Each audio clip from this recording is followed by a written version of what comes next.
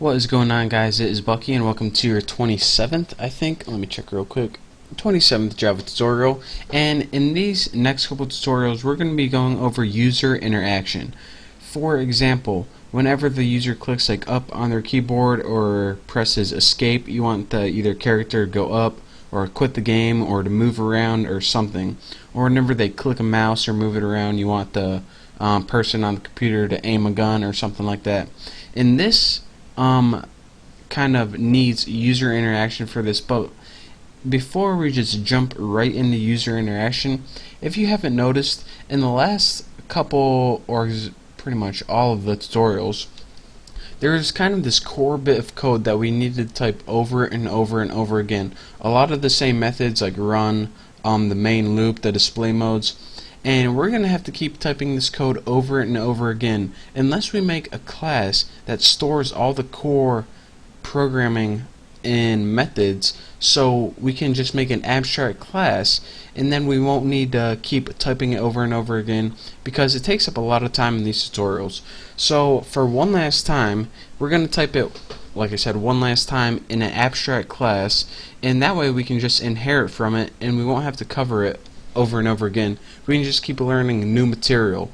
So let's go ahead and do that right now. So this is going to be one last refresher, and this is what you need to put in your core coding class. So actually make a public abstract class and name it whatever you want. I name my core because then I'll know what it is.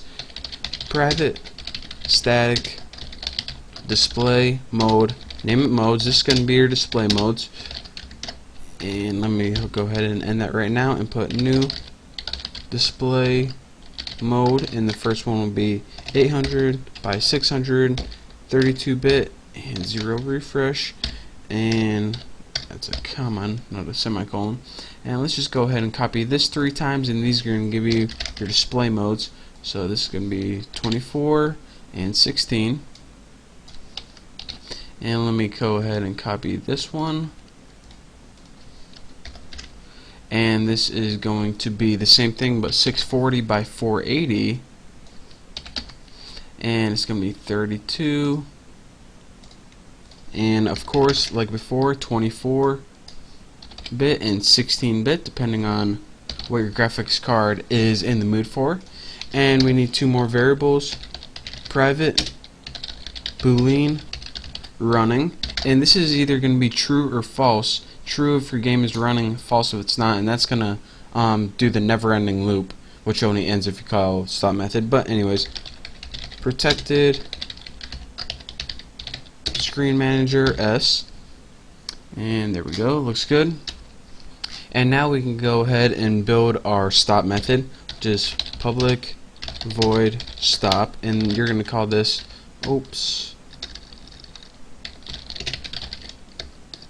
stop method. Looks good. Come on, Haas. Public void. Can I type every word wrong? Embarrassing.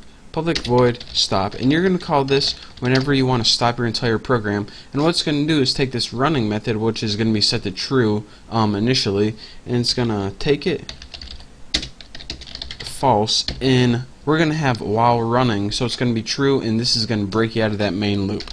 So let's go ahead and make our call init and our run method. So public void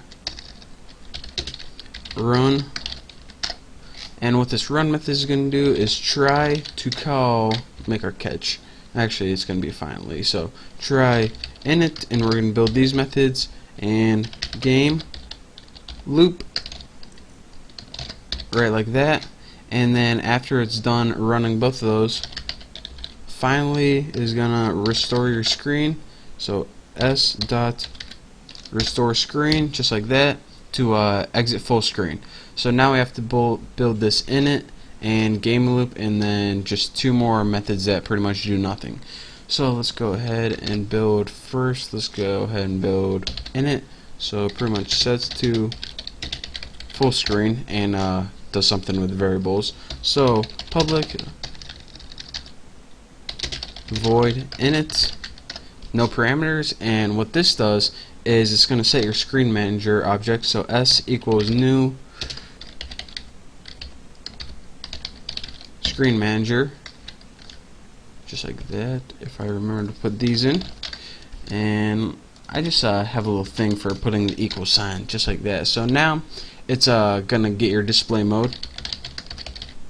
Set it equal to dm equals s dot find first compatible display mode of modes. I already filled it in for us. How kind.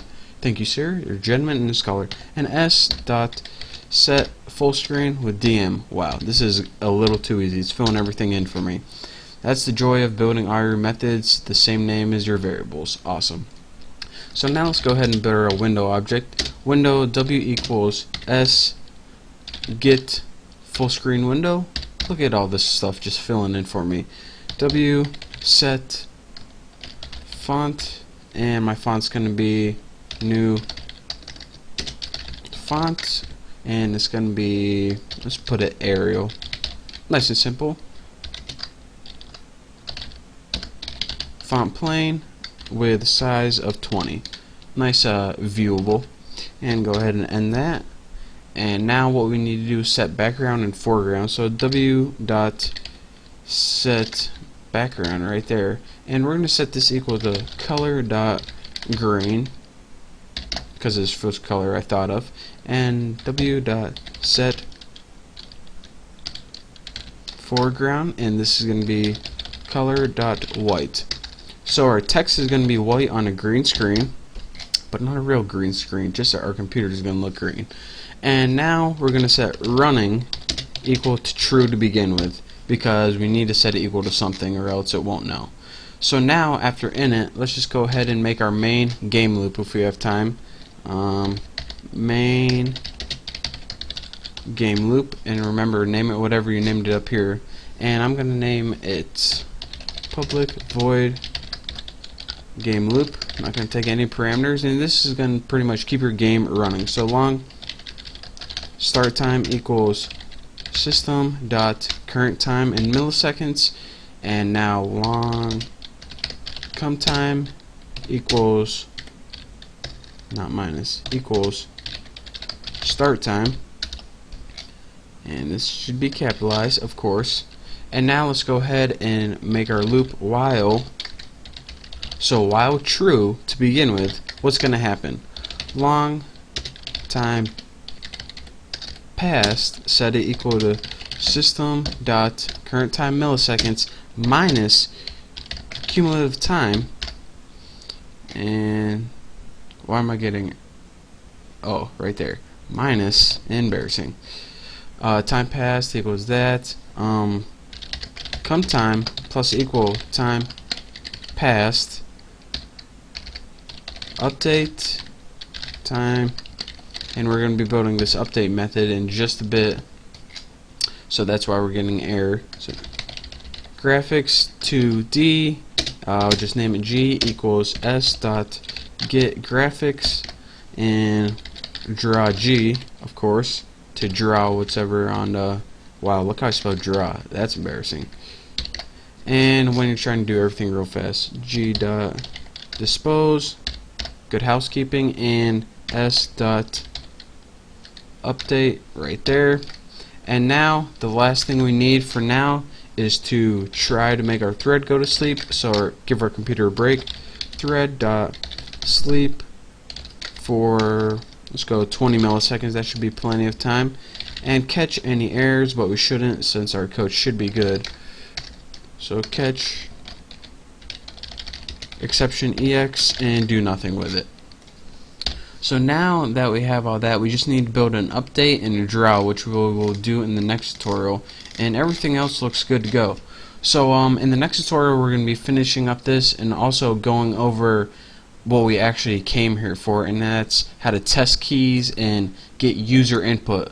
Because if you ever played a game without user input, it sucks. It's like reading a book, but worse. So thank you guys for watching. In the next tutorial, I promise you'll be learning something new and something very awesome. So thank you guys for watching. Don't forget to subscribe, and I'll see you next time.